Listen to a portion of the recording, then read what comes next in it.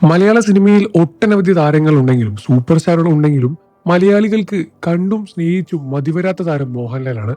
മണിക്കൂറുകളോളം ക്യൂ നിന്ന് തങ്ങളുടെ ലാലേട്ടനൊപ്പം കഴിഞ്ഞ ദിവസം ഫോട്ടോ എടുക്കാൻ എത്തിയത് നൂറുകണക്കിന് ആളുകളുമാണ്. അവരിൽ കൈക്കുഞ്ഞു മുതൽ പ്രായമുള്ള മുത്തശ്ശിമാർ വരെ ഉണ്ടായിരുന്നു എന്നതാണ് മറ്റൊരു കൗതുകം. അത്രമേൽ സ്നേഹിക്കുന്ന നടനാണെങ്കിലും താരത്തിനെതിരെ സോഷ്യൽ മീഡിയയിൽ പ്രത്യേകതര വിദ്വേഷ കമന്റുകളും പോസ്റ്റുകളും കുറവൊന്നുമല്ല. നടന്റെ ഓരോ ചലനവും സൂക്ഷ്മമായി വീക്ഷിച്ച് അതിൽ പോരായ്മകൾ കണ്ടെത്തുന്നവരുടെ എണ്ണം സോഷ്യൽ മീഡിയയിൽ വരെ കൂടി വരികയാണ്. കഴിഞ്ഞ ദിവസം ആരാധകർക്കൊപ്പം ഫോട്ടോയ്ക്ക് പോസ്റ്റ് ചെയ്യുന്ന താരത്തിന്റെ വീഡിയോ പുറത്തു വരുമ്പോഴും വിമർശനം ഉയരുകയാണ്.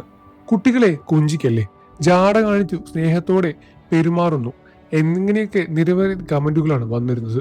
ഇപ്പോഴത്തെ മോഹൻലാലിനെ കുറിച്ച് ഒരു പ്രേക്ഷകൻ സോഷ്യൽ മീഡിയയിൽ പങ്കിട്ട കുറിപ്പാണ് ശ്രദ്ധ നേടുന്നത്. മോഹൻലാലിനായി ഇരിക്കുക എന്നത് എളുപ്പമുള്ള കാര്യമല്ല. സിനിമയിൽ വന്ന കാലം മുതൽ അദ്ദേഹം ചൂഷണം ചെയ്ത ചില മനുഷ്യരെ കുറിച്ചും കുറിപ്പിൽ വിശദാംശമായി പറയുന്നുണ്ട്.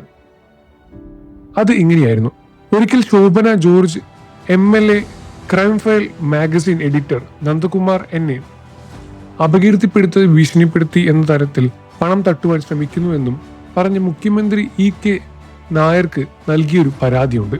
അതിലെ ഒരു വാചകം ഇങ്ങനെയായിരുന്നു: നന്ദകുമാർ എന്നോട് ഫോണിൽ പറയുകയാണ്, നിങ്ങളുടെ ചിത്രങ്ങൾ വെച്ച് ഞാൻ എനിക്ക് തോന്നിയ പോലെ നിറം പിടപ്പിച്ച് കഥകൾ എഴുതി പ്രിന്റ് ചെയ്തേക്കാം.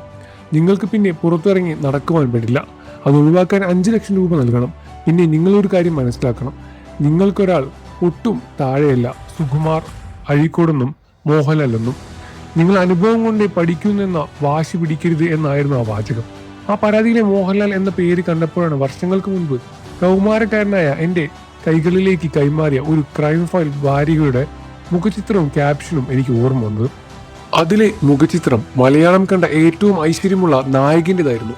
ഹെഡിങ് മോഹൻലാലിനെ എയ്ഡ്സ്, നടിമാർ പരിഭ്രാന്തിയിൽ എന്നായിരുന്നു. ലാലിനെ ഭീഷണിപ്പെടുത്തി പണം തട്ടുവാനുള്ള ശ്രമം പൊളിഞ്ഞപ്പോൾ പക തീർക്കുവാനുള്ള നന്ദകുമാറിന്റെ ശ്രമം അത്രയും തരം താഴ്ന്നതായിരുന്നു. ഇങ്ങനെ കുറിച്ച് പിന്നീടൊരിക്കൽ വളരെയധികം അലങ്കാരമായി നന്ദകുമാർ ഓർത്തെടുത്തിട്ടുണ്ട്. ലാലിന്റെ മുഖചിത്രവും എനിക്കിങ്ങനെ ക്യാപ്ഷനും വെച്ച് വാരിക പ്രിന്റ് ചെയ്ത് ഇറക്കിയതേ ഓർമ്മയുള്ളൂ.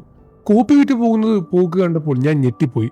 ടിപ്പറിനെ വില പ്രിന്റ് ചെയ്ത് കോപ്പികൾ കൊണ്ടുപോയി ഇറക്കിയിട്ടുണ്ട്. എനിക്ക് ഒരുപാട് ലാഭം കിട്ടിയ ലക്കമായിരുന്നു അത് എന്നൊക്കെയാണ് അയാൾ ഓർത്തെടുത്ത് പറയുന്നത്. ഒരു മനുഷ്യന് അഭിമാനം വിട്ട് വേറൊരാൾ കത്തി ഉയർത്തുന്ന കാഴ്ചയാണത്. മികച്ച നടനുള്ള ദേശീയ അവാർഡ് പരിഗണന വേളയിൽ കാരണമില്ലാതെ തള്ളിക്കളയുന്നത് കണ്ടോ? വ്യക്തിജീവിതത്തിലെ ഓരോ നീക്കങ്ങളും വളരെ സോഷ്യൽ മീഡിയയിലും ശ്രദ്ധയോടെ തന്നെയാണ് മോഹൻലാൽ മുന്നോട്ട് കൊണ്ടുപോകുന്നത്. അതുകൊണ്ട് തന്നെയാണ് being Mohanlal is not easy എന്ന് പറയുന്നത്.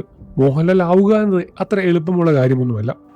അത് പ്രശസ്തിയുടെ വെള്ളി വെളിച്ചത്തിലേക്ക് അയാൾ കയറി നടന്ന നാൾ മുതൽ അയാളെ ചൂഷണം ചെയ്ത് ജീവിക്കാൻ ഇറങ്ങി തിരിച്ച നന്ദകുമാറിനെ പോലുള്ള അനേകമായിരം പേരോടും പോരാടി ഇവിടെ പിടിച്ചു നിൽക്കുന്നത് കൊണ്ട് തന്നെയാണ് അങ്ങനെയൊരു കുറിപ്പ് എന്നുമാണ്